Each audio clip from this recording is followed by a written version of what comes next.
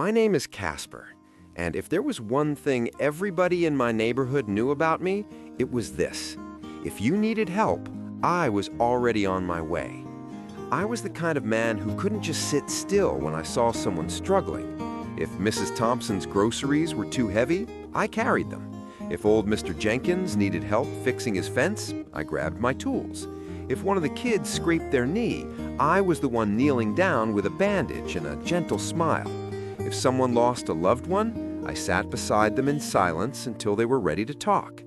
If someone needed a shoulder to cry on, mine was always there. People used to tell me, "Casper, I don't know what we'd do without you." And every time I heard that, I'd smile and shrug it off like it was nothing. Truth was, helping people made me feel useful. It made me feel strong, needed, like I had a purpose bigger than myself. But there was one thing I never let anybody see. I never asked for help. Not once. It wasn't because people didn't care. I knew they cared. I knew that. But somewhere deep inside me, I had convinced myself that if I ever let someone see me struggling, they'd look at me differently. Like I wasn't the dependable Casper anymore. Like I was fragile, weak. Like the man who always held everybody else together had somehow come undone. So I carried everything alone. Every burden, every ache, every tired day. And I got really good at pretending I was fine. Then one morning, my body finally forced me to stop. I woke up with a pounding headache, so sharp it felt like my skull was splitting apart. My throat burned, my chest felt tight. Every muscle in my body ached like I'd been hit by a truck in my sleep. I tried to sit up, but the room spun so fast I nearly fell out of bed. I remember gripping the side of my mattress, breathing hard, whispering to myself, "Come on, Casper, get up." Because that's what I always did. Get up, push through, keep going. But that morning, I couldn't. My legs felt like they didn't belong to me. My arms were heavy as bricks. Even reaching for the glass of water on my nightstand felt like lifting something impossible. I told myself it would pass. "It's just a bug," I muttered. "Just rest a little. You'll be back on your feet by noon." Noon came and went. Then evening. Then the next morning. And I still couldn't get out of bed. The sunlight kept moving across my room, and all I could do was watch it crawl across the wall, while my stomach growled and my body burned with fever. I could barely make it to the bathroom without stopping to lean against the hallway wall.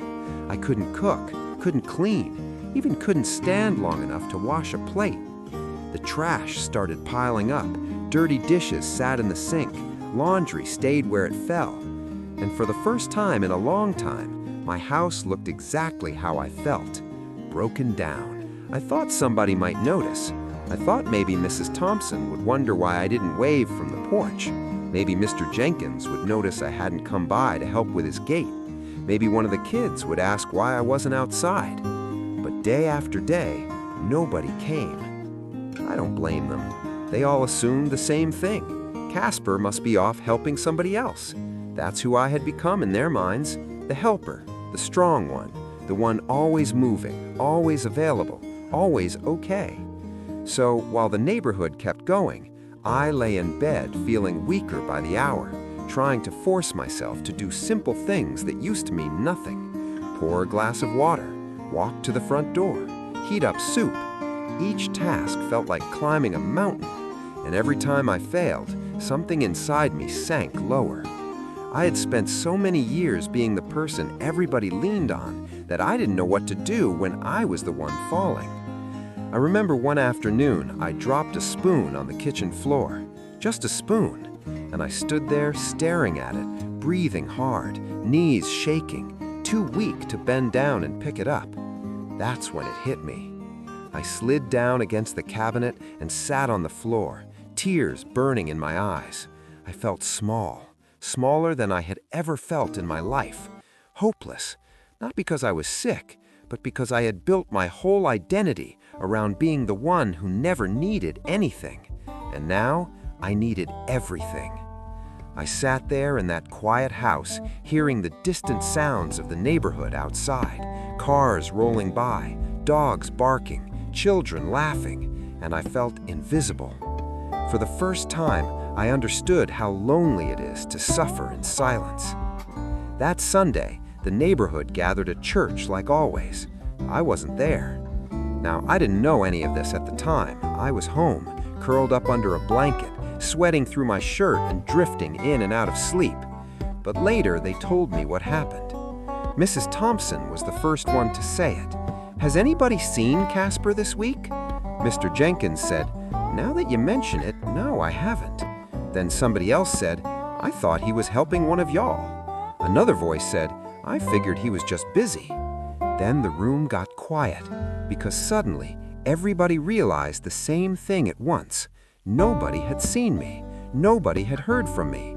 And for the first time, they all understood just how much they had come to rely on the idea that I was always fine. So right there after church, they didn't go home. They came to my house, all of them, as a unit. I didn't know that either, not until I heard it. A knock, soft at first. I was half asleep and so weak I honestly thought I imagined it. Then came another knock, louder, and after that I heard voices, murmurs, concern, footsteps shifting on my porch. My heart jumped. I pulled myself out of bed, slow and shaky, holding on to the wall as I made my way down the hallway. Every step felt like it took everything I had left. When I reached the door, my hand trembled on the knob.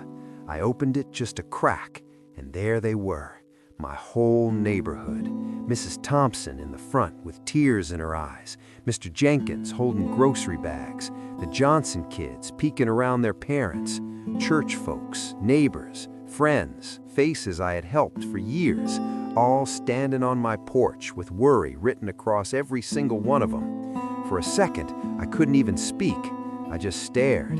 And then, before I could say much of anything, they came in. Not in a rude way, in a loving way, like warmth rushing into a cold room. "Lord have mercy, Casper, you look terrible. Why didn't you tell somebody? Sit down, honey, don't stand there. Who's got the soup? I'll get the dishes. Open those curtains. Somebody check his temperature." The house that had felt so silent and empty for days suddenly filled with life. Voices, movement, concern, love. I tried to protest, of course. "I'm fine," I croaked, even though I clearly wasn't. Mrs. Thompson gave me that look only church mothers know how to give. "Boy, hush," and everybody laughed. I hadn't heard laughter in days. I almost cried right there. They settled me back into bed. Someone brought me broth. Someone else brought medicine. Mr. Jenkins fixed the loose step on my porch while I was lying there. The Johnsons took my laundry. A few people cleaned the kitchen. Somebody changed my sheets. Somebody prayed over me. And through all of it, I kept saying the same thing. "You don't have to do all this." But they ignored me every single time, because for once, I was the one being carried. The next few days changed me. People came in shifts, morning visits, afternoon check-ins, evening meals left at the door. Someone mowed my lawn, someone took out my trash, someone made sure I drank water, someone sat with me when the fever got bad and I felt scared. I had spent years believing that needing help would make me look weak, but what I saw in their faces wasn't pity, it was love. Not disappointment, not judgment, not weakness, just love. And that shook something loose inside me. Still, I'll be honest, at first I didn't like it. I didn't like people jumping in every time I struggled. If I reached for something too heavy, somebody took it from my hands. If I started doing too much too soon, somebody told me to sit down. If I looked tired, somebody noticed. And I hated how exposed it made me feel. I remember one day after I had started recovering, I was trying to carry a box from the porch into the house. Mr. Jenkins walked over and grabbed one side. "I got it," I said. He looked at me and said, "I know, but I got you too." That hit me harder than he probably realized, because I had spent so much of my life proving I could handle things alone that I had forgotten how good it feels when someone helps carry the weight. Little by little, I started changing. Not all at once, but slowly. One day I asked Mrs. Thompson if she could pick up medicine for me. Another day, I let the Johnson boys help rake my leaves instead of insisting I do it myself. Then, one afternoon, when I was feeling worn down, I actually said the words out loud, "Can you help me with this?" And the world didn't end. Nobody looked at me different, nobody respected me less. If anything, they smiled, like they'd been waiting for me to understand what they'd been trying to show me all along, that asking for help doesn't make a person weak, it makes them human. As time passed, something else changed too. The whole neighborhood started paying closer attention, not just to me, but to each other. They stopped waiting to be asked. If they saw someone struggling, they stepped in. If a widow needed yard work, someone handled it. If a single mother needed groceries carried in, help was already there. If someone looked tired at church, folks checked in. If someone got quiet, people noticed. They learned what I had to learn the hard way. Sometimes people are too tired, too proud, too scared, or too broken to ask for help. And that's exactly when they need it most. Before all of this, I thought strength meant always being the one who gave. Now I know real strength also means being humble enough to receive. It means understanding that kindness isn't a one-way street. It means letting love come back to you when it's your turn to need it. I still help people. That part of me never changed. I still carry groceries. I still fix fences. I still sit with people in hard times. I still listen when somebody needs to talk. But now, when my hands are full, I let somebody grab a bag. When I'm tired, I admit it. When I'm struggling, I speak up. And when I see someone else trying to be strong all by themselves, I don't just stand there anymore. I step in. Because helping doesn't just lighten a burden, it reminds people they're not alone. That day my neighborhood knocked on my door, they didn't just help me recover from being sick, they healed something deeper in me. They taught me that the strongest people still need support, that the kindest people still deserve care, that even the ones who always show up for everybody else need somebody to show up for them too. So if there's one thing I want you to remember from my story, it's this. Help people when you can. Don't always wait to be asked. Sometimes the people who look the strongest are carrying the heaviest loads in silence. And if you're the one struggling, if you're tired, overwhelmed, hurting, or barely holding it together, please hear me when I say this. Asking for help does not make you weak. Not in the slightest. It doesn't make you less capable. It doesn't make you less worthy. It doesn't make you a burden. It makes you human. And sometimes the smallest act of kindness, a meal, a knock at the door, a hand reaching out, can make someone's day, someone's burden, even someone's life a little less hard than it has to be. I know that because one day when I felt at my weakest, my whole neighborhood reminded me, and I will never forget the day they knocked.